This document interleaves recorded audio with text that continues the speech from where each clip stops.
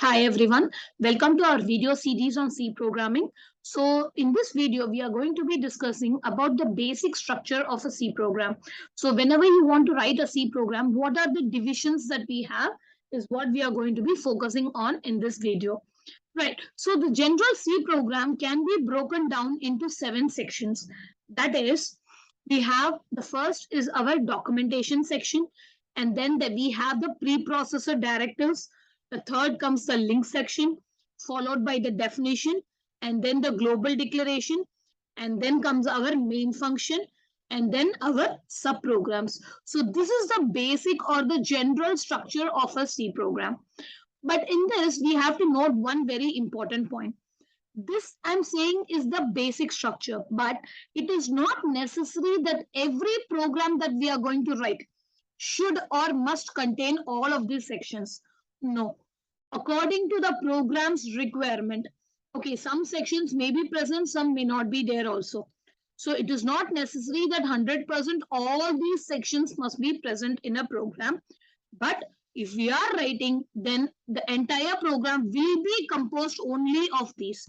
So nothing else other than this will be there within your program. So we are going to be seeing about each and every thing in detail. So let us start with the first documentation section. So documentation section is also known as commenting. We call it as a commenting area or a commenting section. Actually, this is an optional section.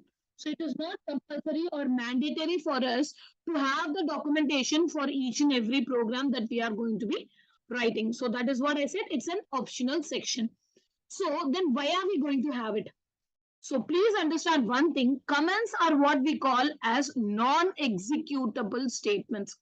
So basically when we write a code, there are two things. One we call as an executable statements.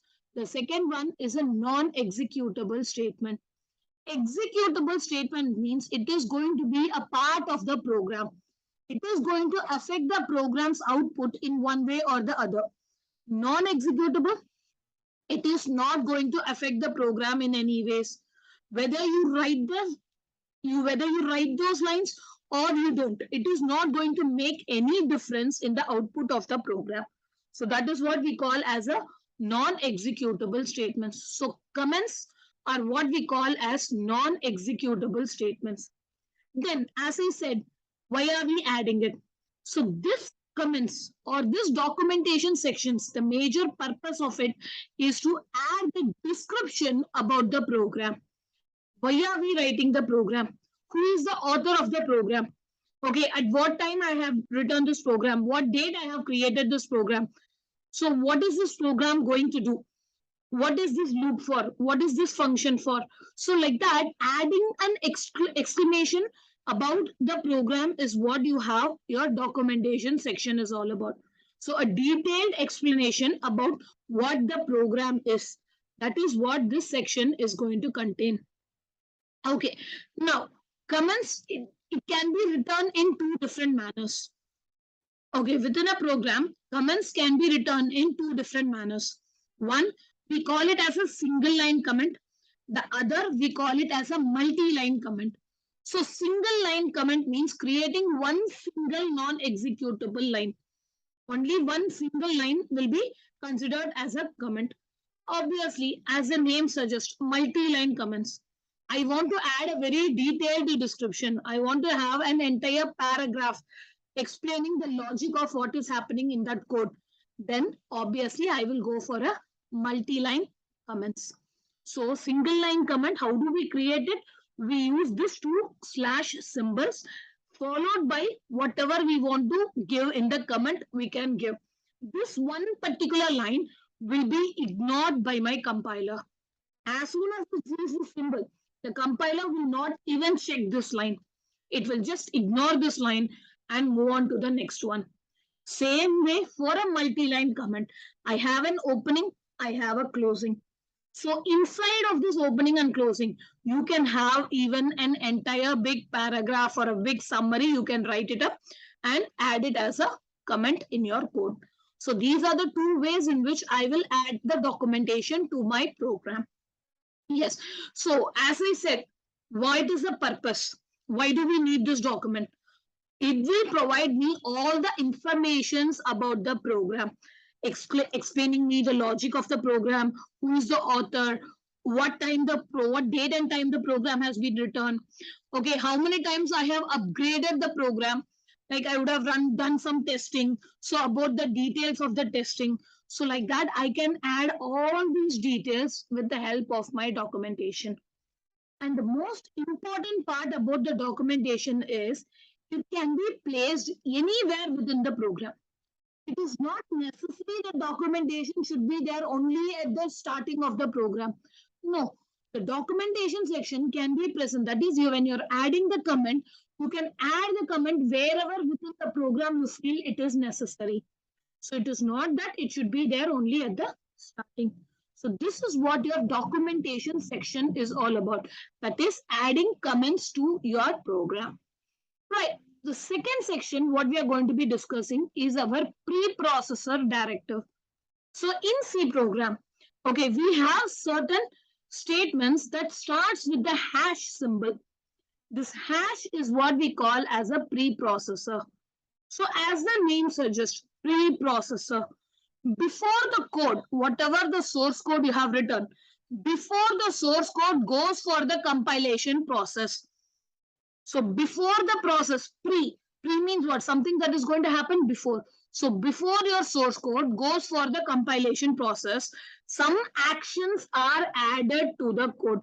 That action is taken care by the preprocessor directives. So they add additional actions or additional things to your program before the program is sent for the compilation. Okay, so basically the preprocessor directives are categorized into three types. One we call as file inclusions. Okay, one of the type of preprocessors is what we call as file inclusion. Example, hash include. So every C program, whatever C program we are writing, what is the first line of code we had? Hash include. So that hash include is used to include a file or include a header file in our program. So that comes under the category of file inclusion. And then of course we have the conditional compilation preprocessors. That is hash if, hash else. So hash else if, all these are conditional. That is based on some condition. If the condition is true, then this should happen. If the condition is false, then this should happen. So like that, we are going to do some action based on the condition. So that type of preprocessor comes under the conditional compilation. And then of course, the third category is we have macros. Macros are constants, fixed values, creating constant or fixed values in a program. Hash define preprocessor, hash undef preprocessor. So two preprocessors we use for the macro concept, hash define and hash undef. Okay, so let us just have a look at all the preprocessors that is available for us. As I said, hash include, file inclusion. So hash if, hash elif, hash if def. So you have hash else, endef. So all these are comes under the conditional category. Then of course hash define, hash undef. So these things comes under our macro preprocessors. So yes, as and when we go into the programs, we will be discussing about each and every preprocessor in detail also. So this is just an introduction. So what exactly is a preprocessor? A preprocessor is denoted by symbol hash.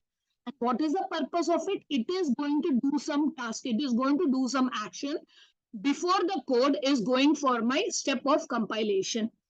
Okay, this is about our preprocessor directives. And then the third section what we have is our link section. Link, that is, it is going to create a link. A link is created between my source code and my header files. So now, first thing we have to understand is what is a header file? So a header file is nothing but a C file. It's a C program, C coding file, which is going to contain all our predefined functions. So when the C language is created, we have certain predefined or what we called as built-in functions available, or we also call them as a standard library functions. So what they have done is they have grouped the functions. All the related functions are grouped together and are placed inside one file. And we call this file as a header file. A simple example, there is a header file which is compulsorily we use it in all our C programs. stdio.h. .h is the file extension.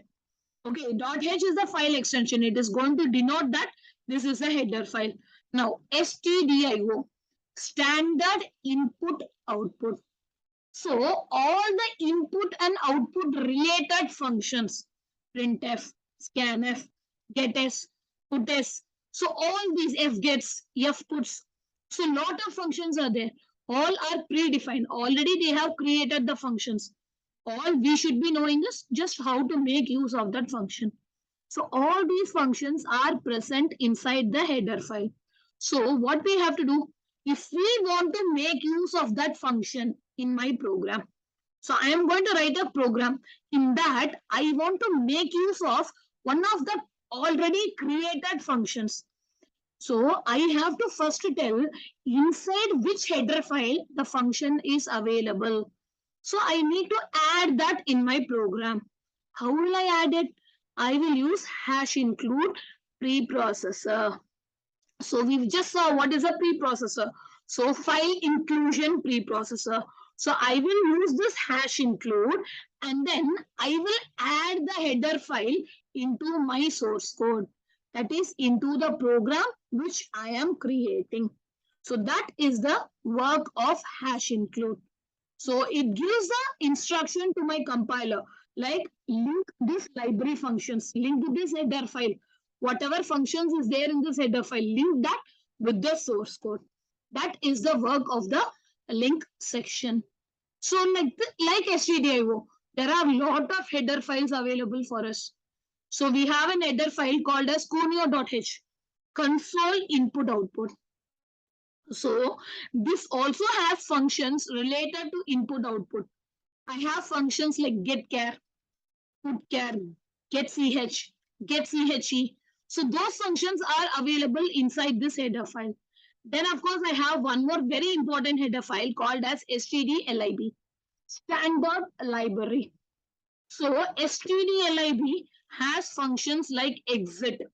I want to come out of the program. I have to make use of the exit function. It has some very important pointer related functions, DMA, or what we call as dynamic memory allocations. So those built-in functions are also present inside this header file. Of course, then I have math.h, mathematical functions, square root, power of, cos, tan, sine. So a lot of mathematically related functions are present inside this header file. Then I have the limits.h. So limits.h gives me, as the name suggests, limit. So what is the range of my data types? So we are going to study about a concept called as data type in our upcoming videos. So every data type has a minimum and maximum value that it can hold. So what is that minimum value? What is that maximum value? How can I get to know is with the help of this header file. Then of course I have string.h. String.h contains all string functions. I want to find the length of the string. I want to reverse a string. I want to convert the string into lowercase. I want to convert into an uppercase. I want to extract some characters from the string. So I can do all these string manipulations. Predefined functions are available.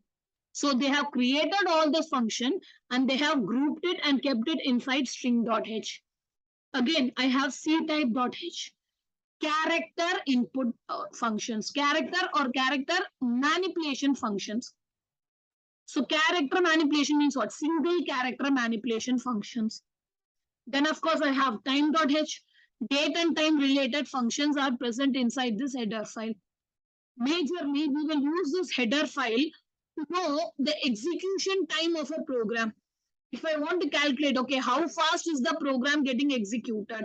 So I have certain predefined functions present inside this header file to help me find that. Then of course I have float.h.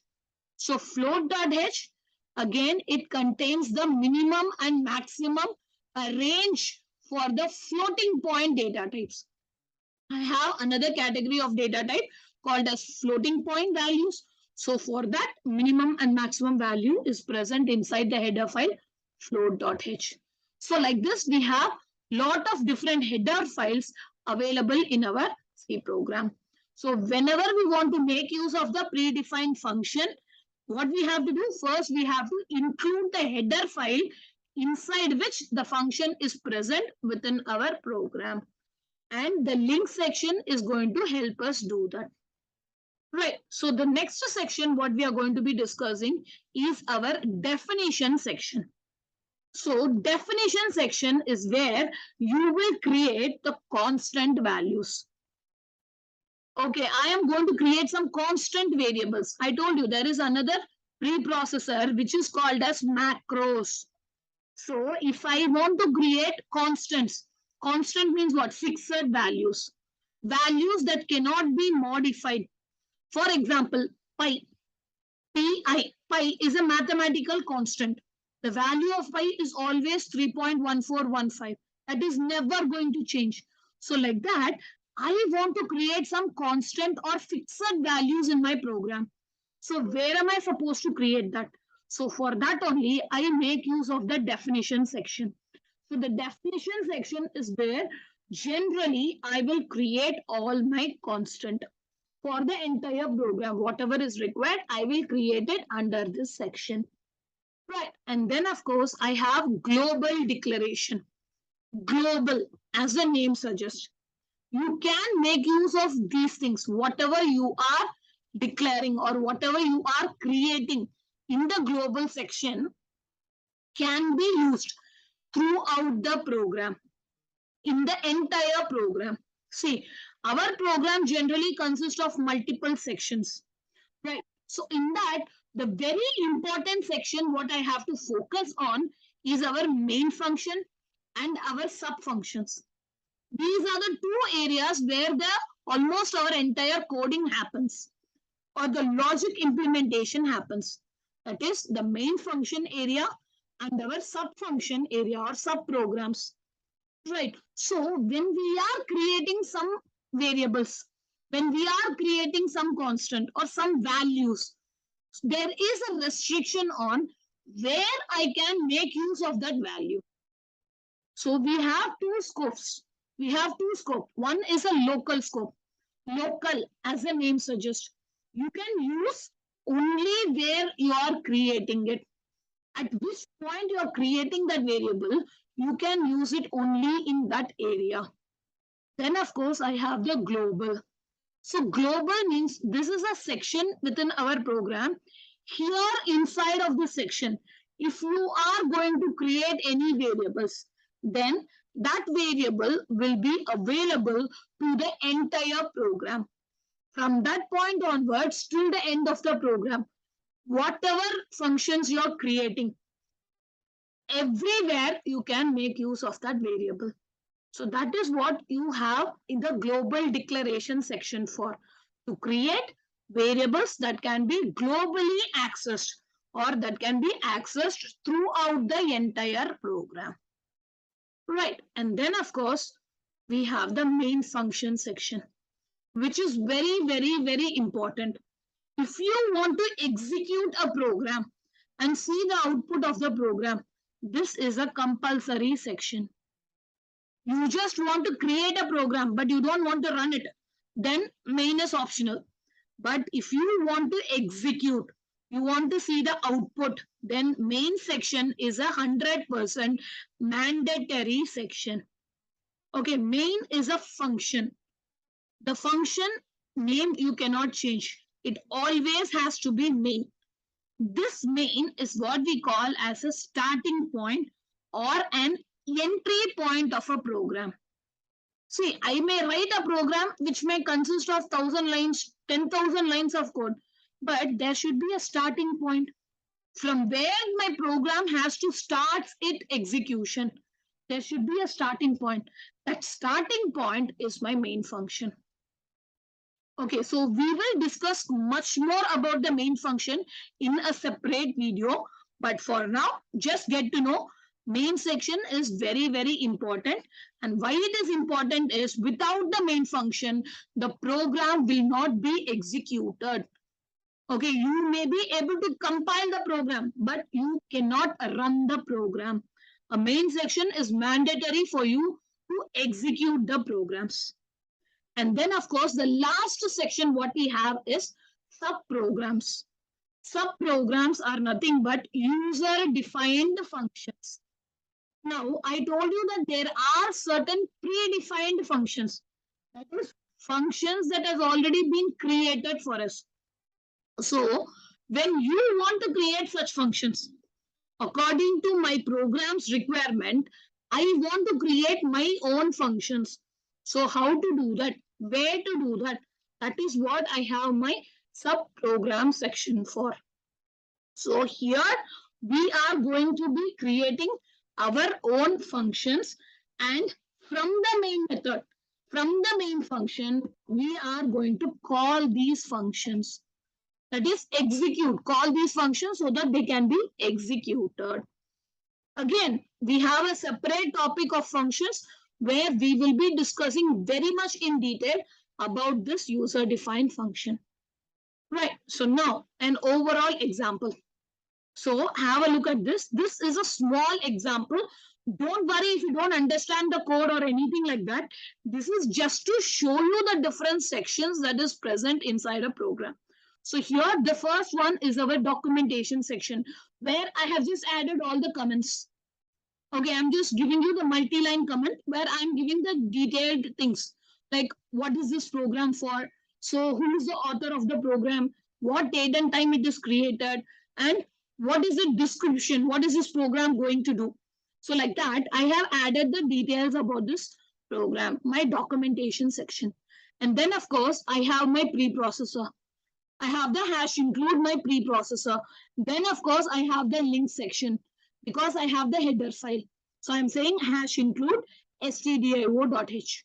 Now again, why am I using stdio? Because I am going to make use of some predefined functions which is present inside the stdio. So what are those? Printf, scanf. These are predefined functions which is present inside this header file. So if you are planning to make use of that function, I have to include that header file. And then of course, I have the definition section where I'm creating a symbolic constant that is hash defined. Remember macro constant. So I'm saying pi 3.14. So I have created a pi value and I don't want anybody to change this pi value. And of course, it's a global declaration section where I am creating a function, a user-defined function. I'm declaring a user-defined function. I'm saying that by the name of area, I am going to be creating a function in this program. Then, of course, I have the main. So what is the main supposed to do? I have all the codes for that. Then after that, I am having my subprogram. So this is a general structure of the C program. So in our upcoming videos, we will discuss about each and every part in detail. Right. Thank you.